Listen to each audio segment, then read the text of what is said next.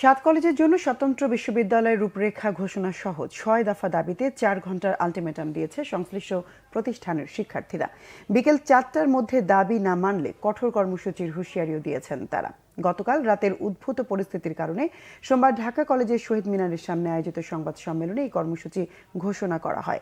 ৬ দফা দাবির মধ্যে আছে ঢাকা বিশ্ববিদ্যালয়ের প্রো-ভিসি অধ্যাপক মামুন আহমেদের পদত্যাগ, হামলাকারীদের শনাক্ত করে বিচারের আওতায় আনা, হামলার সাথে জড়িত পুলিশ কর্মকর্তাদের প্রত্যাহার, শিক্ষার্থীদের সাথে উচ্চ পর্যায়ের মিটিং করে সমস্যার সমাধান এবং ঢাকা বিশ্ববিদ্যালয় এলাকার সিটি কর্পোরেশনের রাস্তা জনসাধারণের জন্য উন্মুক্ত করা।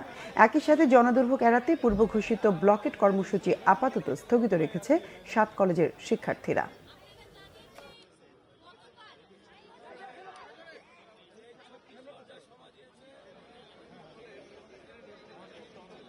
চার ঘন্টার ভিতরে বিকেল ৪টার মধ্যে প্রো-ভিসি মামুনকে পদত্যাগ করতে হবে।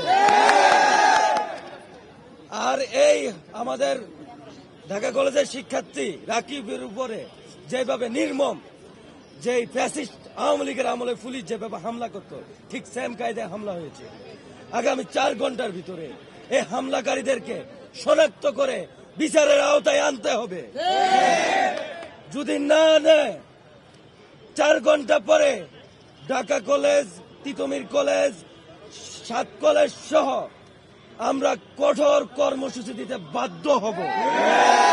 ঢাকা কলেজের থানা পুলিশের ন্যাক্কারজনক হামলার ঘটনায় এসি, ওসি সহ জড়িত পুলিশ কর্মকর্তাদের প্রত্যাহার করে তদন্ত সাপেক্ষে বিভাগীয় ব্যবস্থা গ্রহণ করতে হবে। ঢাকা বিশ্ববিদ্যালয়ের সাথে ৭ কলেজের একাডেমিক এবং প্রশাসনিক সম্পর্কের চূড়ান্ত অবসান ঘটিয়ে ২৪ ঘন্টার মধ্যে বাতিল করে শিক্ষার্থীদের দাবি অনুযায়ী স্বতন্ত্র বিশ্ববিদ্যালয়ের রূপরেখা প্রণয়ন করতে হবে।